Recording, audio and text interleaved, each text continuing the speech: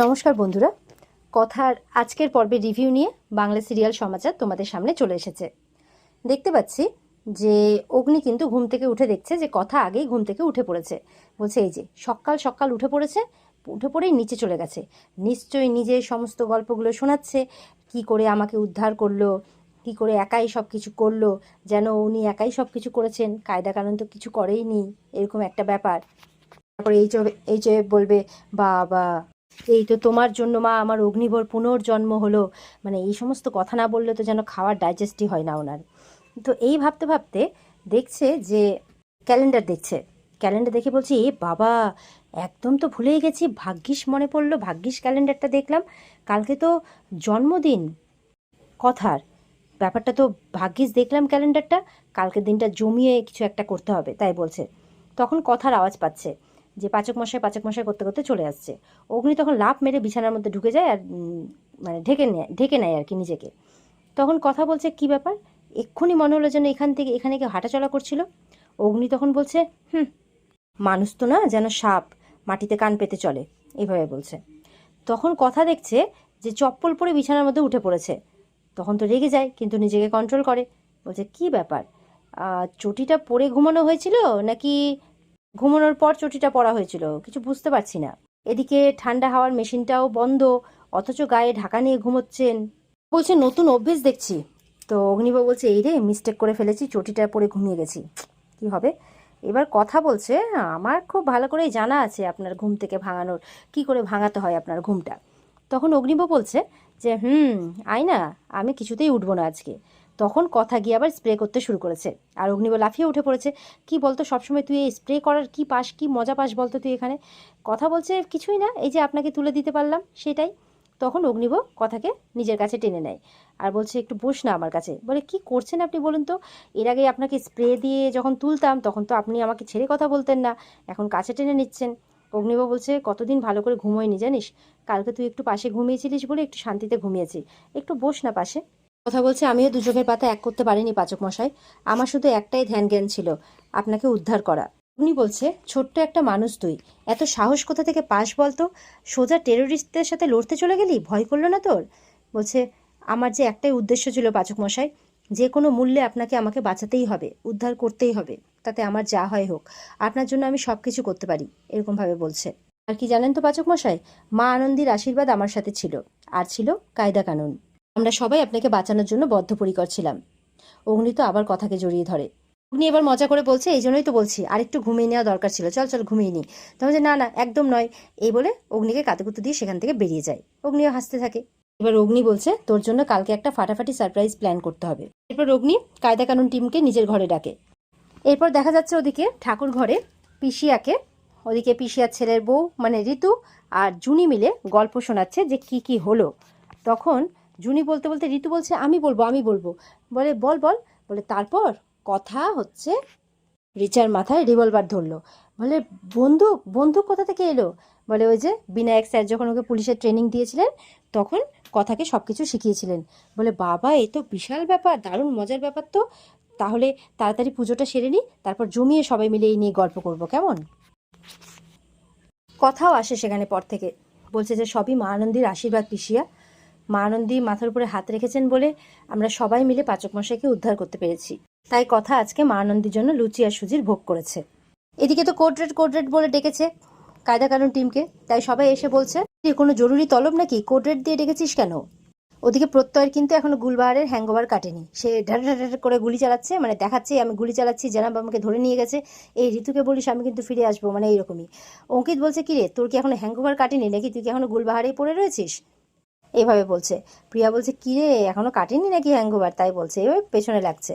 তারপরে অঙ্কিত হচ্ছে ইয়েকে বলছে, অগ্নিকে বলছে কি রে কোড রেড দিয়ে ডাকলি, কোনো ইম্পর্টেন্ট কিছু আছে নাকি, কিছু বলার আছে বল বল। ওদিকে প্রত্যয় যেহেতু হ্যাংওভার কাটেনি সেহেতু অগ্নি তার জন্য কড়া করে একটা কফি বানাচ্ছে। এরপর ছোটকা আসে, কিরে হঠাৎ করে কোড রেড কেন, কি কারণে ডেকে পাঠালি।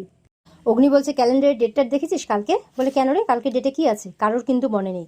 অগ্নি বলছে দেখ তোদের কারোর মনে নেই, আমার কিন্তু মনে আছে। বলে কেন কালকে কি আছে, আরে কালকে একটা স্পেশাল দিন, কালকে কথার জন্মদিন। তখন সবাই বলছে ও তাই তো কালকে তো কথার জন্মদিন, তো কিছু একটা তো স্পেশাল করতেই হবে। টোটকা বলছে এমন কিছু একটা প্ল্যান করতে হবে যাতে কথা খুশি হয়ে যায়। অঙ্কিত বলছে বা রে, হ্যাঁ এমন কিছু একটা প্ল্যান করতে হবে যাতে কথা খুশি হয়ে যায়, যেন মনে হচ্ছে আমরা কিছু একটা এমন প্ল্যান করতাম যে কথা একদম দুঃখী হয়ে যায়। হ্যাঁ যা পারছিস তাই বলছিস, সেই নিয়ে সবাই আবার হো হো করে হাসছে। তো এবার সবাই মিলে কিন্তু প্ল্যান করতে থাকে, এক একজন এক এক রকম আইডিয়া দিচ্ছে। তো প্যাটিরা বলছে শোন শোন, আইডিয়া দেওয়ার আগে বলে দিই, যাই করিস না কেন ওই মোয়ের প্ল্যান কিন্তু তোরা করবি না, তাহলে আমি কিন্তু সেখানে নেই। আবার আক্কিকে দেখে বলছে হ্যাঁ হ্যাঁ আমি আক্কি দুজনেই কিন্তু কেউ নেই মোয়ের প্ল্যানে। আক্কিও বলছে একদমই তাই।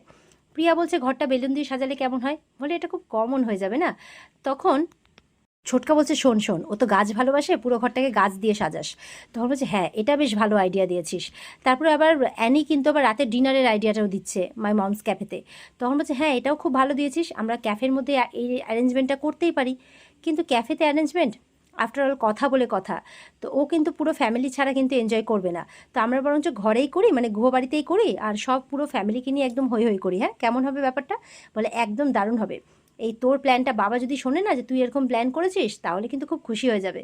হয়ে গেছে। অগ্নি বলছে শোন, আমি না এইচওএফকে খুশি করার জন্য এটা করিনি, ঠিক আছে, আমি না কথাকে খুশি করার জন্য করেছি। তখন বলছে ও আচ্ছা আচ্ছা, সবাই মিলে বলে উঠেছে। বলে এরকম কেন করছিস না তোরা বলতো, এই নিয়ে এবার অগ্নির পেছনে লাগছে। তো এই হাসি মজা চলছে।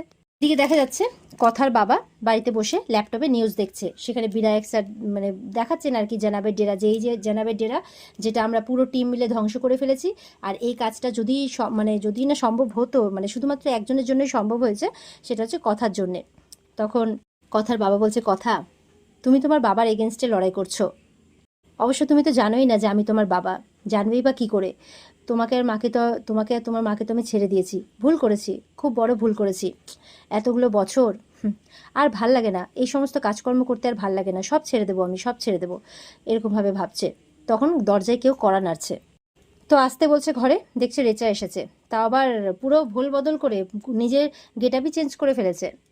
তো বলছে কি ব্যাপার, তুমি তুমি ওখান থেকে পালালে কি করে, আর কখন এলে? বলে আর বলো না, সে অনেক গল্প, এই তো এক্ষুনি এলাম, এখন আমার টানা রেস্ট দরকার। তারপর আবার ভয় ভয় বলছে ও পাপা, আসলে তুমি আমাকে যে মিশনে পাঠিয়েছিলে সেটা আমি সাকসেস করতে পারিনি, ওই শুধুমাত্র একটা মেয়ের জন্য, কথার জন্য।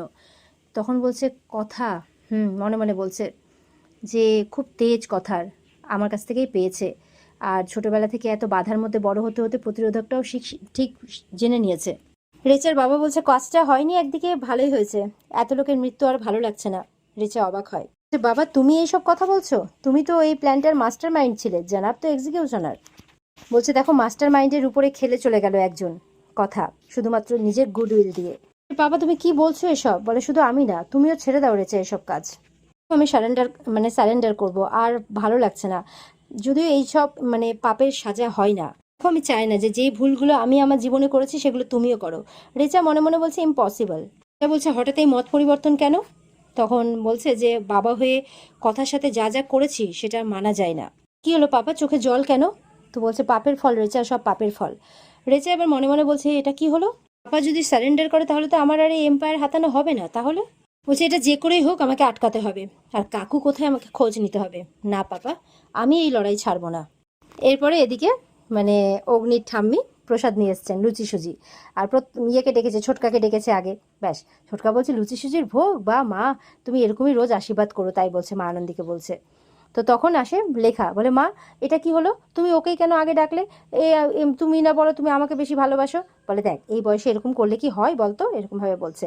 তখন অগ্নিটা বলছে ছোটকা এই বয়সেও যা উদ্ভট আইডিয়া দেয়, আর বলো না। বলে হ্যাঁ। প্রত্যয় তখন বলছে তোমার ভাইটা একদম রত্ন। বলে একদম না, তোকে ডালের কাটা দিয়ে পিটাবো বলে দিলাম, একদম আমার ভাইয়ের নামে কিছু বলবি না। বলে এ মামা তুমি যে এক্ষুনি বলছিলে, বলে আমার ভাই আমি যা খুশি তাই করতে পারি, তুই কেন বলবি রে? তখন বলছে দাঁড়া, ডালের কাটাটা আমি নিয়ে আসছি। তখন ঋতু বলছে মা ছেড়ে দাও না মা, ওকে মারবে, আমার কেমন লাগবে না বলো। তখন ঠাম্মি বলছে তাই তো রে, তুই ভুলে যাচ্ছিস যে ওর এখন বিয়ে হয়ে গেছে, বউ এসছে, বউয়ের সামনে এরকম ডালের কাটা নিয়ে মারা মানায়? তখন বলছে তাহলে আমি ডালের কাঁটাটা নিয়ে কি করি? প্রত্যয় বলছে কেন, রান্নার কাজে লাগাও, ওর যেটা কাজ তাই বলছে। এদিকে দেখছে রান্নাঘর থেকে খুব সুন্দর একটা গন্ধ বেরোচ্ছে, ভাবছে নিশ্চয়ই কথা কিছু বানাচ্ছে। ঠাম্মি বলছে এ কি বানাচ্ছ গো কথা, বলছে আর কি। তখন কথা এমন একটা নাম বলে, তখন ঠাম্মি বলছে এগুলো আবার কারা রে? তখন মানে পিয়ারা বলছে আরে এটা হচ্ছে গুলবাহারের ফেমাস খাবার, বুঝতে পেরেছো? অগ্নিও বলছে এই যে হয়ে গেল, ওখানে এত ভালো ভালো খাবার ছিল, ওগুলো ছেড়ে শেষে এইটা বানালো, নাকি হেলদি। তখন ঠাম্মি বলছে এটাই তো হচ্ছে আমার কথা মা।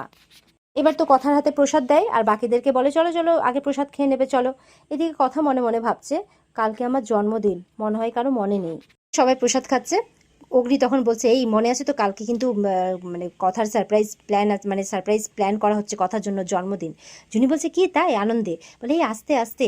ওদিকে এইচব ঢুকছে, কি এত বড় ঘটনা ঘটে গেল আর আমাকে কেউ জানালো না, এটা ভুলে গেলে যে আমি হচ্ছে বাড়ির এইচওএফ। তখন বলছে বাড়ির ছেলেরা এত বড় একটা কাজ করেছে আর আমি জানতে পর্যন্ত পারিনি। তখন অগ্নি বলছে এই যে এখন বাড়ির ছেলেরা এত বড় কাজ হয়ে গেল, নিশ্চয়ই লেকে আড্ডা মেরে জানতে পেরেছে, ওই জন্য বাড়ির ছেলেরা এত বড় কাজ। এটাই যদি আমরা বলতাম তাহলে আমাদেরকে 4টে ডায়লগ শুনিয়ে দিত। বলে এই চুপো, যত সব ফাজিল। এই যে বাড়িতে বেঁচে আসতে পেরেছো না, এই সব এই একটা মানুষের জন্য, এই কথা মায়ের জন্য।